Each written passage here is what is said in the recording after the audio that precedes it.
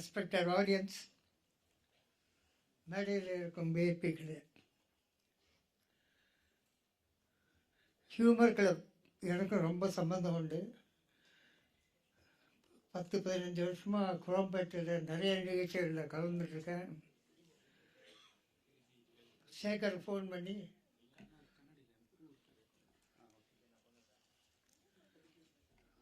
உங்களுக்கு சாதனையாளர் விருது தரோம், நீங்கள் கண்டிப்பாக ஹியூமர்னா கோபு தான், நீங்கள் இந்த விருதை வாங்கிக்கணுன்னாரு. ஹியூமர்னா கோபு தான்ன்றது இல்லை, நிறைய பேர் எழுதுகிறாங்க. நீங்கள் எனக்கு ஆசைப்பட்டு தரதை நான் மகிழ்ச்சியோடு ஏற்றுக்கிறேன்னு சொன்னேன். இந்த ஹியூமர்ன்றது அது எழுதுறதும் நடிக்கிறதும் ரொம்ப கஷ்டம்.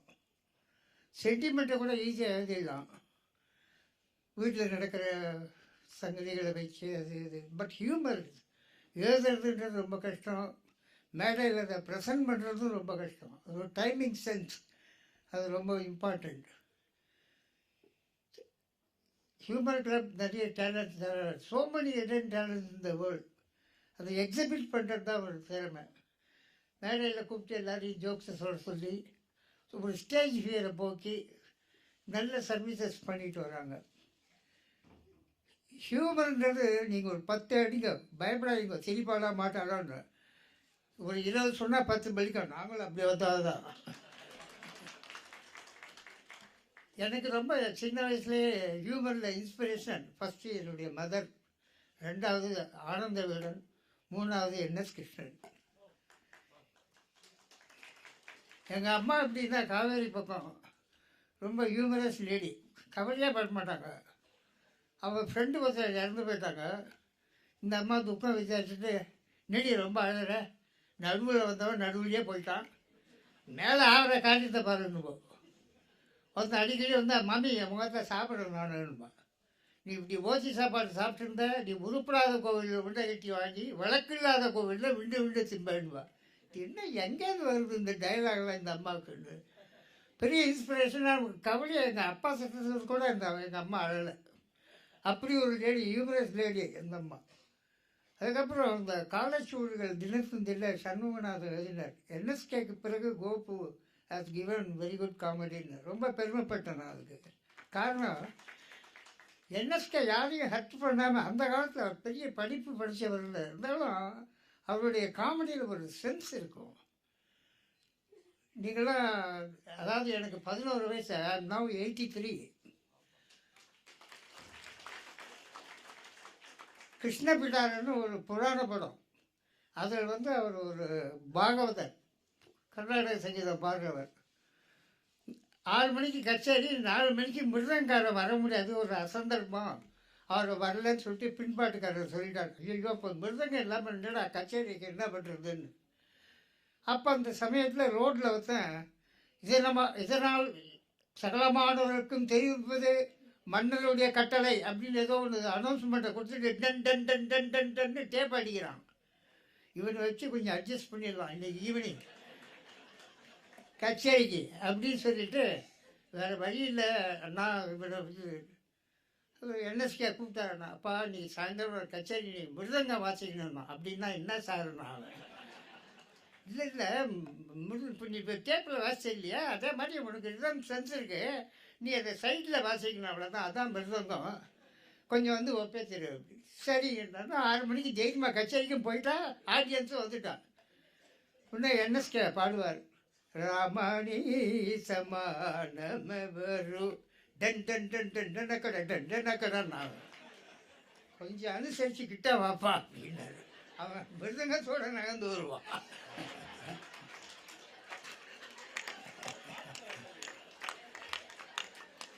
அது என்னப்பா, கொஞ்சம் அனுசரித்து வாசிங்க ரகசியமாக சொல்லிட்டு, ராமணி சமானமவரு, அதே டண்டனக்கா தான், டன் டன் டன் டண்டனக்கன்.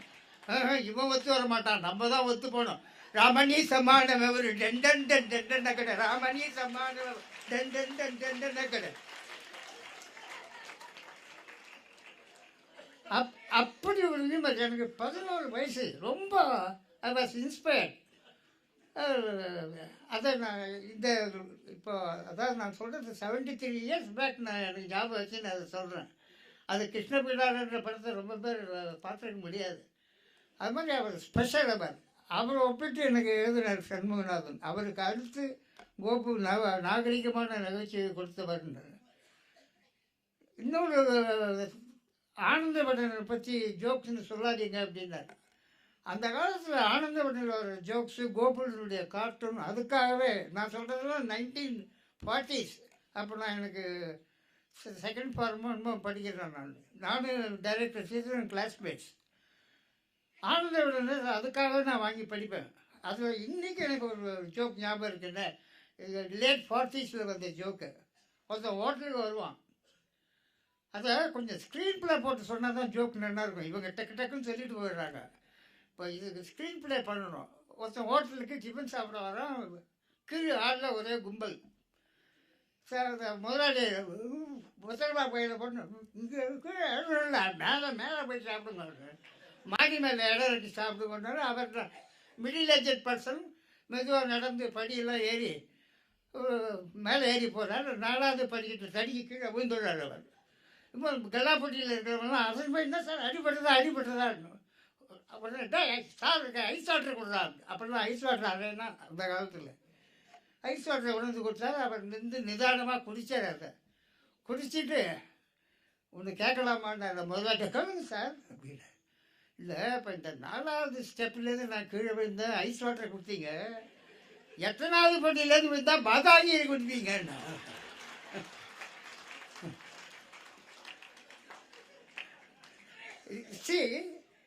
இது பாருங்க, எவ்வளவு சென்சிபிள். இது மாதிரி ஜோக்ஸ் தான் இந்த காலத்தில் வரும்.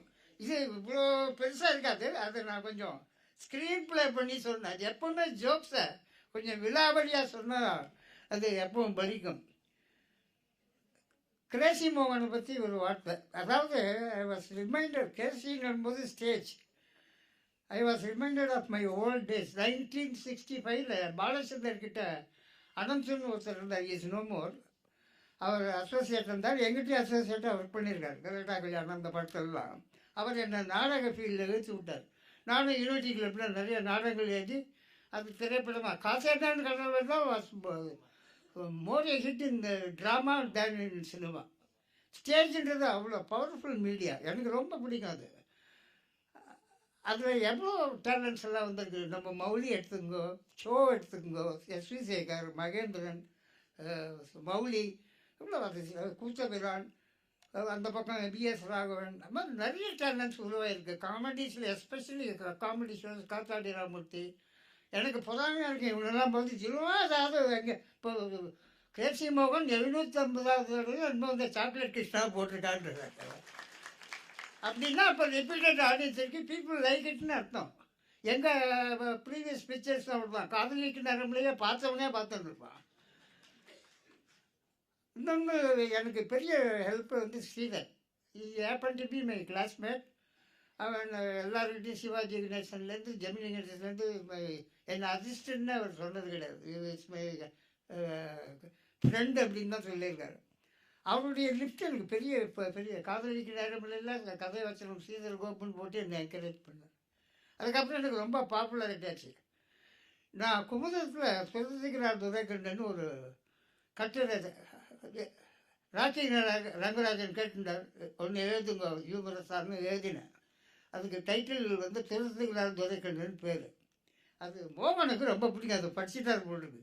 எப்போ பண்ணால் அன்றைக்கி என்ன பண்ணார், ஒரு மாதத்துக்கு முன்னாடி மகேந்திரன் காதலிக்கு நேரம் இல்லை 50 இயர்ஸ் ஒரு ஃபங்க்ஷன் நடத்தினார். அப்போ மோகன் அட்டென்ட் பண்ணார். அப்போ சும்மா இல்லாமல் கோபுட்டு அந்த நாடகத்தை வாங்கி நாடகமாக்கி அதை பண்ணுங்கன்னு சொல்லிட்டு இவர் போயிட்டார்.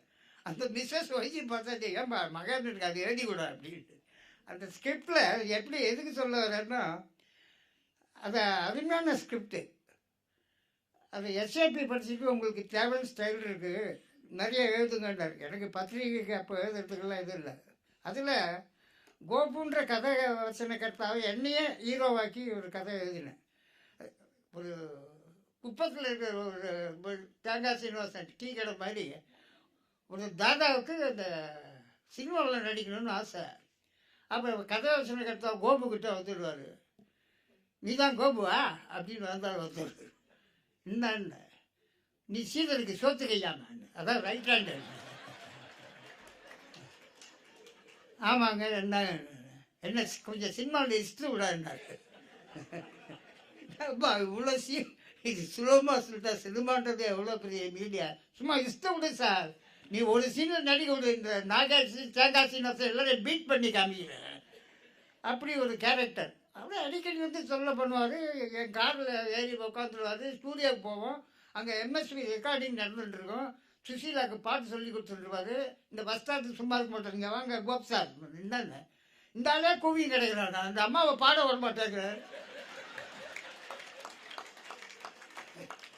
ஏங்க என்ன டிக்கெட் வாங்கிட்டு கச்சேரிக்காக வந்துருக்காரு, ரெக்கார்டிங்க அது அப்படின்னு இப்படி சொல்ல தாங்க முடியல. என் ஒய்ஃப் சொன்னான், ஏன் இப்படி கஷ்டப்படுறீங்க, அவனுக்கு ஒரு சான்ஸ் வாங்கி கொடுத்துருவேன், ஒரு அக்ரிமெண்ட் போடுங்க, ஒரே ஒரு சீனில் நடிகை வைப்பேன், அப்புறம் என்னை வந்து தொந்தரவு பண்ணக்கூடாதுன்னு சொல்லிடுங்க அப்படின்னு. சரின்னு வந்து அப்பா நான் ஒரு சீன் எப்படியாவது வாங்கி கொடுத்துட்றேன், அப்புறம் நீ என் வீட்டுக்கு வந்துடலாம், தொந்தரவு பண்ணக்கூடாது. அங்கே இருக்கிற வக்கீல் நிற்கிறலாம், இந்த பையனுக்கு ஏன் இந்த ரவுடியோடலாம் சாவாசம்.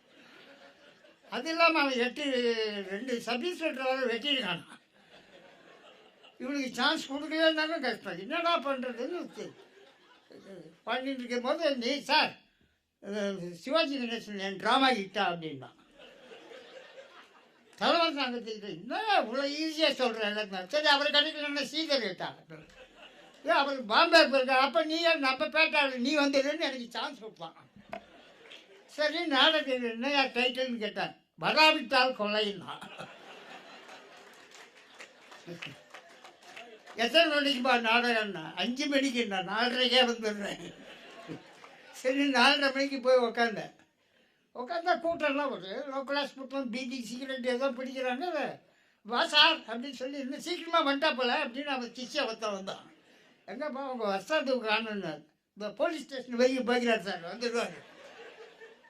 என்ன நாடகம் பெல்லுங்களை அடிக்க வேணாமா, போலீஸ் ஸ்டேஷன் போய்க்கிறார். ஒன்றும் இல்லை சார், இந்த கதாநாயகியா நடிக்க வந்ததுல ஒரு பொண்ணு, அதுக்கு காசு கொடுக்காம பெல் அடிக்கூடாதுன்னு அவங்க அம்மா சொன்னாங்க. அண்ணனுக்கு கோவம் வந்துருச்சு, மற்ற பிளட் எடுத்து கன்னத்தில் கொஞ்சம் இழுப்பு வச்சுட்டாரு.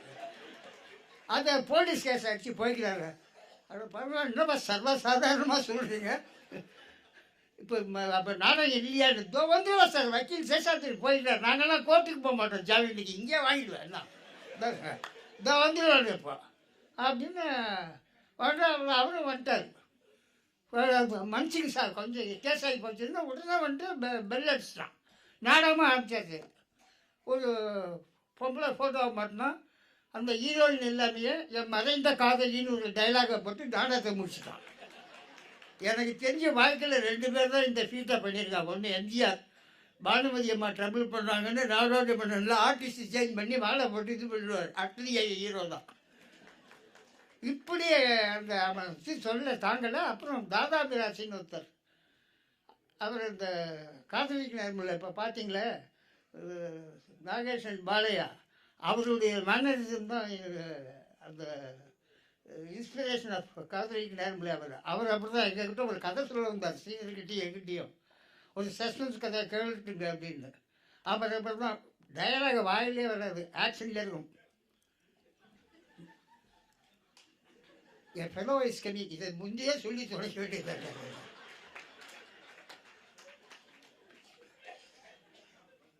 என்ன சார் ஏதாவது தடுக்கிறாமா,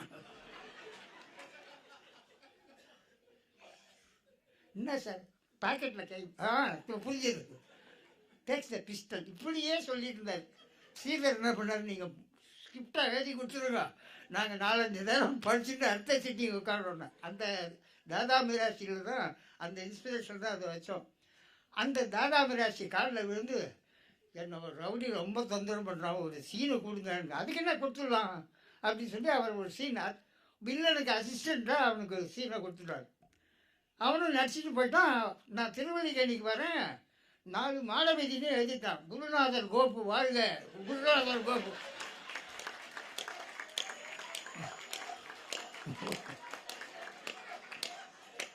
ஒத்த 2 பேருக்கு இந்த ரவுடியோட கோப்பு ஸ்நேகிதன்றது இல்லாமல் எல்லாருக்கும் தெரிஞ்சு போச்சு. என்னடா இப்படின்னு சொல்லிட்டு சரி ஒரு வழியா அவனை ஆக்ட் பண்ண வச்சாச்சு அப்படின்ற உடனே அந்த படம் ஒரு திடீர்னு அந்த தாதா மிராசி எனக்கு ஃபோன் பண்ணார், கோபு நீ வா போனால்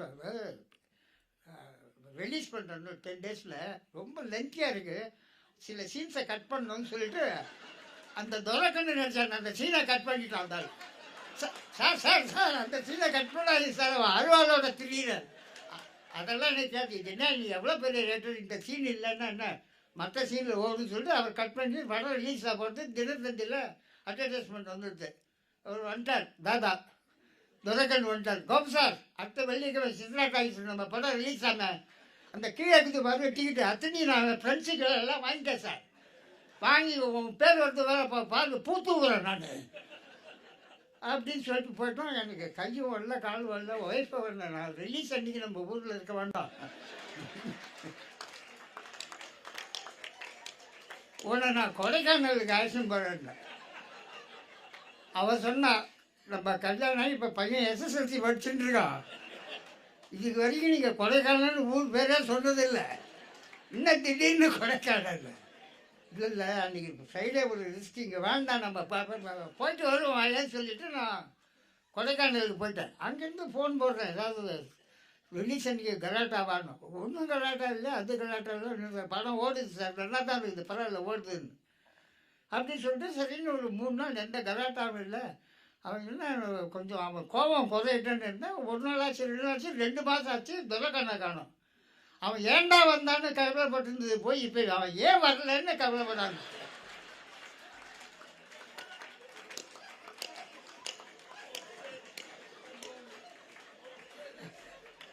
அதுக்கப்புறம் ஒரு 2 மந்த்ஸ் கழிச்சு சரன்னு ஒரு கார் வந்தது. அதுலேருந்து ஒரு தாம்பாளத்தில் தட்டு ஆப்பிள் ஒரு கவர் ஒன்று வச்சு உள்ளே என்ட்ரு பண்ணான். ஓடி போய் துரைக்கண்ணே என்னை மன்னிச்சிரு, அந்த படுவாய் ரேட்டை கட் பண்ணி சொல்லிட்டான். நான் என் மேலே எந்த தப்பு இல்லை, எல்லாம் தெரியும் சார், உன் சிஷ்யம் வந்தாருக்கான அசிஸ்டன்ட் டைரக்டர் அவன் சொல்லிட்டான் ரிலீஸ் அன்னைக்கு.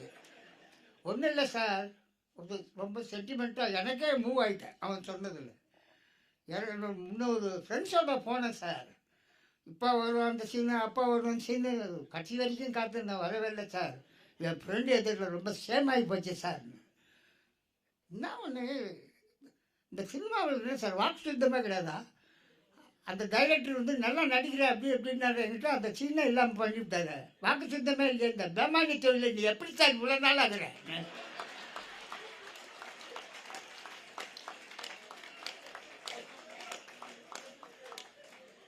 நீ சொல்லாம்பா பிரம்மாண்டி தொழில் அதுதான் எங்களுக்கு சோறு போடுறது அப்படின்னு ஒன்று. அதான் முடிச்சார் கவலையை. அப்புறம் எனக்கு கோபம் வந்து நேராக 1 மாதமாக அலைஞ்சி சாராய கடை முன்சாமி நான் தரேன்டா உனக்கு ஃபைனான்ஸு, நீயே சொந்தமாக படம் எடுன்னு சொல்லிட்டான். ஸோ நான் வாத்தியாரி நேல் அப்படின்னு சொல்லிட்டு ஒரு படம் எடுக்கிறேன் சார், அது பூஜை போடுறேன், என்ன இருந்தாலும் நீ கோலமாக்கு நீ தான் வழி காட்டின, நீ அது கட் பண்ணிட்டானோ இட் பண்ணிட்டானோ நீ வந்தது என்னமோ அடிப்பாங்களே, ஏன் நீயே டைரக்ட் பண்ண போகிற என்னமோ அடிப்பாங்களே கிளாப்பியா, அதை நீ வந்து அடிச்சுட்டு சார் முதல்ல அப்படின்னு சொல்லிட்டு அந்த கவரை கொடுத்துட்டு போயிட்டான். அவன் போன திசையே நான் பார்த்துருந்தேன்னு முடிச்சாரு.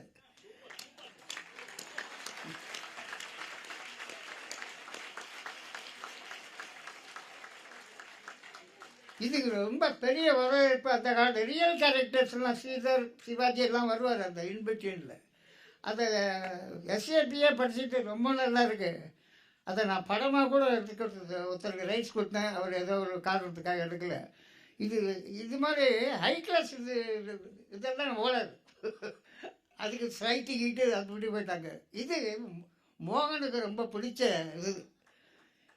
நான் மோகனை வச்சு ட்ரமடைஸ் பண்ணிடலாமான்னு கூட ஒரு யோசனை பண்ணியிருக்கேன். மோகனை ஹீரோவாக போச்சு, ஏன்னா இப்போ எனக்கு வயசாகி போச்சு, அவர் தான் இப்போ இளம் எழுத்தாளராக இருக்கார். இல்லை நிஜமாக எனக்கே பிடிச்ச சப்ஜெக்ட் அது. எதுக்கு சொல்ல வரேன்னா டைம் சென்ஸ், அந்த 83 வயசுல நமக்கு ஃப்ளோ வருதுன்றது காரணம் இதெல்லாம் நமக்கு காட்ஸ் கிஃப்ட்.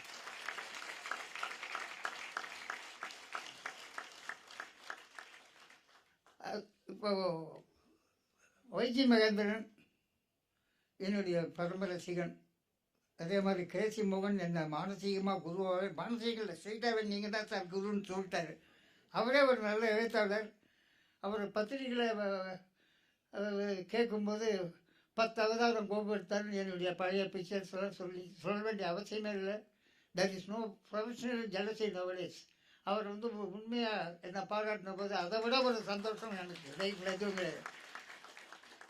இந்த காமெடியன்ஸுக்கெல்லாம் ஒரு சில ஹியூமரஸ் ரைட்டர்ஸுக்கும் சரி நடிகர்களுக்கு ஒரு தலையெழுத்து என்னன்னா, ஹியூமருக்கு எப்போவுமே ஒரு கவர்மெண்டல் இது ரெக்கக்னிஷன்லாம் கிடைக்காது. வருவாங்க, இப்போ கைத்தட்டி சிரிச்ச மாதிரி சிரிச்சிட்டு போயிடுவாங்க.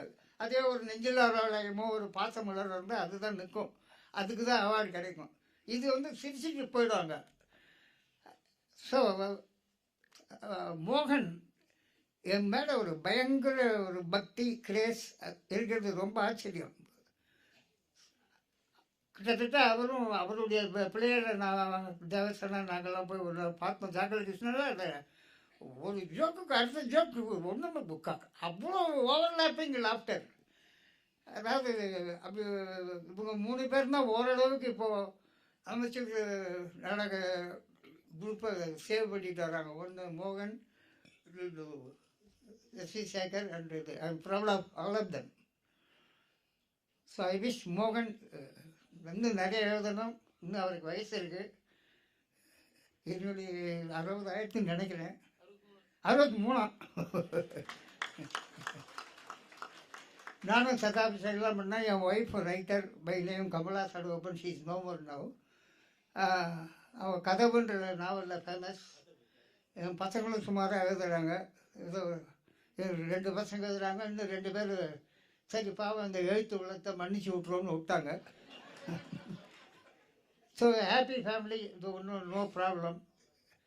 டாக்டர்ஸ்லாம் சொல்லுவாங்க laughter is very good medicine அப்படின்னு. அதே சேம் டைம் உங்களுக்கு சுகர் இருக்குது ஜாக்கிரதை, பிபி இருக்குது ஜாக்கிரதை, கொட்டாய் விடும்போது கூட ஜாக்கிரதையாக விடுவோம். ஒரு சைடு நரம்பு இழுத்து இப்படி பங்க் பண்ணுவான்.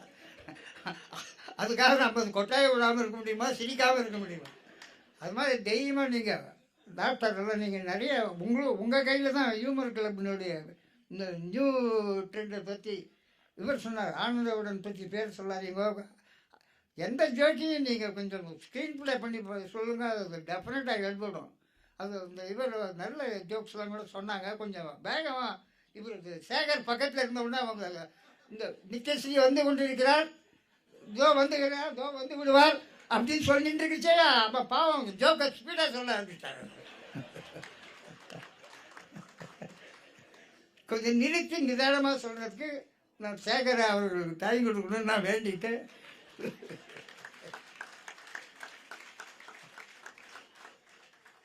இந்த ஹியூமர் கிளப்பு அவங்களுக்கு என்ன உதவி தேவைன்னாலும் என்னால் முடிஞ்ச அளவுக்கு திரையிட்ட சொல்லி, ஏன்னா இப்போ விஐபி சில பேர் வந்தால் அந்த இன்ட்ரெஸ்டாக அது கூட்டம் வருது. But humour club I don't think it is necessary at all. seems to be very dignified and sophisticated audience.